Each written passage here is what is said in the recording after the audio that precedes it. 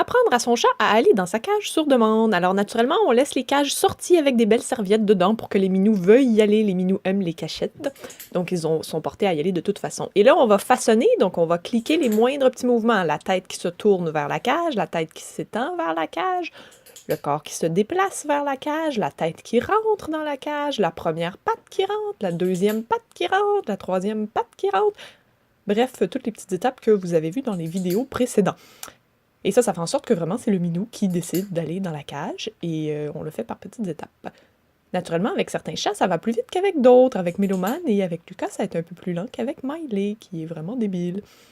Et naturellement, les minous vont se poser des questions et hésiter et décider « Ah, ok, je vais l'essayer ». Une chose que je ne fais pas au début, que j'ai appris par la suite par ma prof de clicker, c'est qu'on peut profiter de la position de la gâterie. Là, je vais mettre la gâterie dans la cage juste à l'entrée. Le but, ce n'est pas de leurrer. Vous venez de cliquer, donc vous allez donner la gâterie, mais vous donnez un indice supplémentaire à l'animal sur ce que vous voulez, en plaçant la gâterie juste à l'intérieur de la cage, pas pour le forcer à rentrer, juste pour lui donner un indice supplémentaire. Naturellement, il n'y a pas de non, hein? On laisse l'animal comprendre, essayer de trouver ce que vous voulez et comprendre. Il comprend très bien, s'il a compris le concept du clicker, que si vous ne cliquez pas, c'est qu'il n'a pas fait ce qui va être cliqué.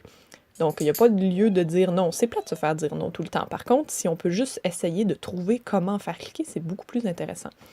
Donc là, on a un minou qui s'essaye, et là, ça peut être dur des fois de choisir quand cliquer l'étape suivante. Là, on est à un point où il m'en a donné un petit peu plus, puis je sais qu'il peut mettre sa patte. Si jamais, là, on l'a vu ces 2 fois, j'ai jugé que là, c'était correct, et là, l'essai suivant, même, je sais qu'il peut faire un petit peu plus, je vais cliquer la 3e patte. Et voilà, il va même rentrer la 4e. Donc, c'est dur des fois d'évaluer quand est-ce qu'on peut passer à l'étape suivante. Si jamais ça ne fonctionne pas, ben, vous reculez de quelques étapes. Petit minou, dès qu'il est arrivé, il est allé dans la cage, j'ai fait « OK ». Là, il a essayé toutes sortes d'affaires qu'il sait déjà. Et quand il est retourné vers la cage, j'ai cliqué. Lui, ça va beaucoup plus vite. Il y a beaucoup moins de problèmes avec la cage au départ, donc ça va très bien pour lui. Lucas, ici, va rentrer et je vais commencer à dire le mot « in » juste au moment où il rentre. Et là, vous pouvez commencer aussi tranquillement à fermer la cage, récompenser, mais jamais en la fermant longtemps. Et là, j'ai mis un mot aussi « out » pour sortir. À la clinique vétérinaire, c'est beaucoup plus pratique d'avoir un mot pour pouvoir les faire sortir. Ensuite, ben, une fois qu'on a mis le mot dessus, on généralise à toutes sortes de petites cages qu'on a. Et vous pouvez faire le jeu de donner à votre chat le choix des cages. Ça, c'est intéressant. Des fois, ils choisissent la plus proche, des fois, ils choisissent la plus grosse, des fois, on ne sait pas trop pourquoi ils choisissent celle qu'ils choisissent. Mais c'est intéressant à faire comme petit exercice. Là, j'essaye de séparer mes minous et mon petit minou noir me donne 2 fois une cage gratuite sans que j'aie rien demandé. Donc, soyez toujours à l'affût pour pouvoir récompenser le plus possible. Et graduellement, vous allez avoir des chats qui sont franchement confortables de rester dans leur cage. Vous pouvez aussi, toujours en façonnant, en cliquant le moindre mouvement de patte, leur apprendre à ouvrir eux-mêmes la cage pour rentrer dedans. Et ça, encore une fois, graduellement, en façonnant.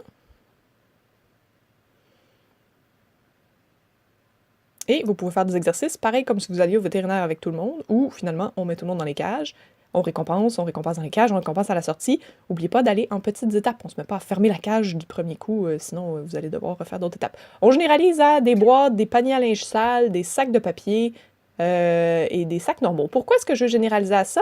Moi, je promène mes chats en laisse, et naturellement, les chats, ben, c'est à la fois des proies et des prédateurs, et ils sont toujours à l'affût de peut-être qu'il y a un ennemi. Donc, parfois, ils ont peur de quelque chose. Ça peut être un camion, ça peut être une personne, et là, ils sentent le besoin d'aller se cacher dans un buisson.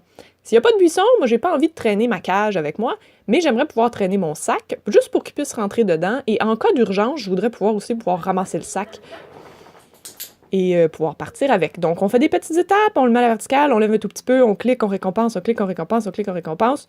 En bout de ligne, je tiens pas à lever le sac, je veux juste leur donner une option rapide et quelque chose de pouvoir se cacher et quelque chose que moi, je peux traîner facilement. Donc, un sac, c'est très bien. Et il y a des sacs qui sont plus faciles que d'autres. Celui en plastique comme ça, avec le fond carré, était plus facile. Les sacs qui se tiennent un peu mieux sont typiquement plus faciles. Donc voilà, on a des minous qui rentrent dans des choses, notamment des cages. Ça peut vous simplifier beaucoup la vie pour aller chez le docteur et ça leur fait des cachettes confortables. Voilà!